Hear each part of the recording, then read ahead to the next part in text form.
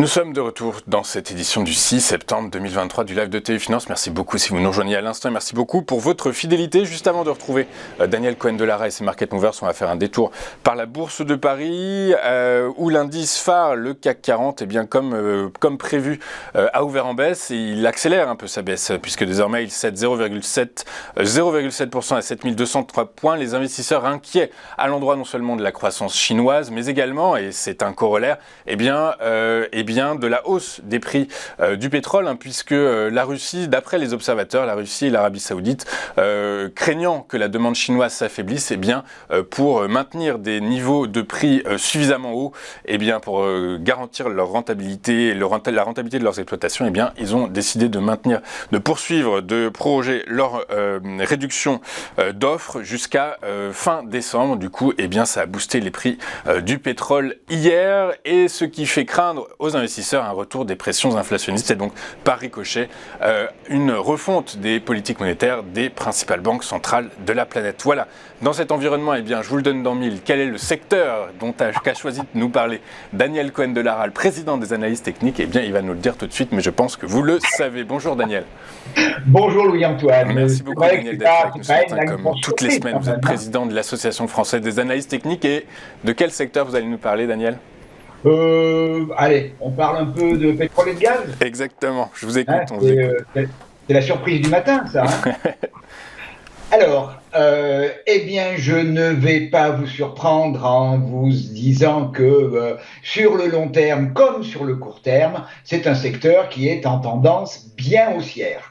On a un graphique ici qui est en données hebdomadaires, qui date d'il y a 2 ans, septembre 2021. On a eu d'abord un rythme de croissance très élevé, puis une situation depuis 1 an à peu près, qu'on peut considérer comme étant à l'intérieur d'un range. Mais on est à plus court terme, après avoir, il y a ne serait-ce qu'un mois et demi, touché le bas de la zone délimitée par une oblique haussière qui est tracée en bleu clair, la moyenne mobile sans période qui, elle, est en bleu foncé, et on est venu exactement tester ce niveau-là avec une bougie qui était un magnifique doji à longues jambes basses, qui a véritablement montré que cette oblique était un support extrêmement puissant. Alors pour revenir à très court terme, depuis cette mi-juillet, depuis le test de ce double niveau de support oblique plus moyenne mobile sans période, on est reparti résolument vers le haut. On a un RSI en bas qui est tout à fait haussier et qui est en train de monter. On a la bande de Bollinger haute qui est ouverte, qui s'est réouverte après ce test de support tout à fait classiquement.